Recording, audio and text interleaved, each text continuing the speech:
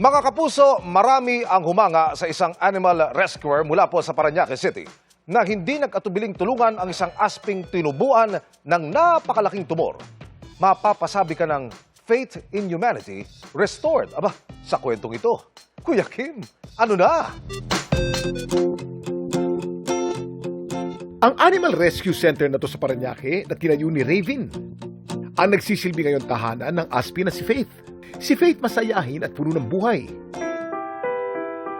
Malayong malayo sa kung paano siya ni-rescue ni Raven nito lang January 11. Si Faith nilapit daw kay Raven dahil sa napakalaki nitong bukol sa tiyan. Sa tagal ko pong nagre-rescue, siya po yung may pinakamalaking tumor na nakuha ko.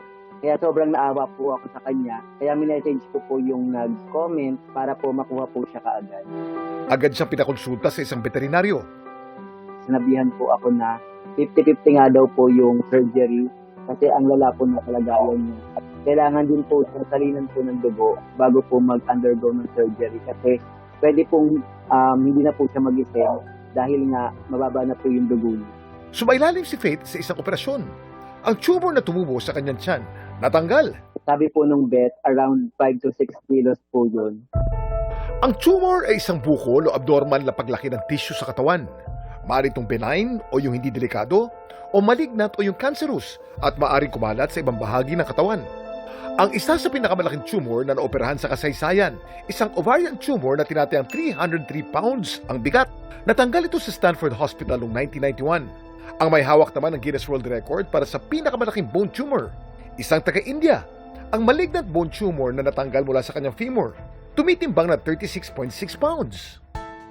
Samantala gumagaan man daw ang pakiramdam ni Faith matapos matanggal ang kanyang tumor. Ang kanyang vet bill, mabigat naman daw sa bulsa.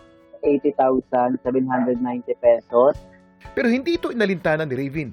At sa halip, nagdoble kayod na lang siya para mabayaran ito. Nag-business po ako ng mga pet products and nag-endorse din po ako ng mga products. So kahit paano po, naka-cover po ako ng vet bills niya.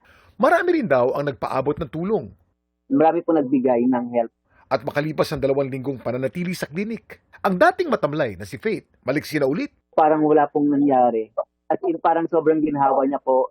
Nakalabas na rin po siya sa vet. Sa ngayon po, yung ginagamot na lang is yung pinaka-wound or yung sugat na lang po. Inaantay lang daw ni Raven ang resulta ng sinasagawang biopsy sa nakuhang bukol kay Faith. Titingnan po kung kailangan pa siyang mag-chemo. Plano rin daw niya magpatayo ng mas malaking shelter para sa mga rescue animals. Nag-iipon-ipon na po para mas makabili ng mas malaking lupa. If there is less number of stray animals, there is also less cases of this kind of animal abuses dahil yung contact is less din. Maganda na ipagpatuloy natin is spay and neutering because it helps not only the animals but also the general community. Ang mga stray animals, danas ang hirap sa buhay sa kalsada. Mabuti na lang may mga tao na gaya ni Raven na may malaking puso para sa kanila. Handa silang tulungan, gumaang lang ang mabigat nilang dinadala. Ito po si Kuya Kim at sagot ko kayo, 24 oras.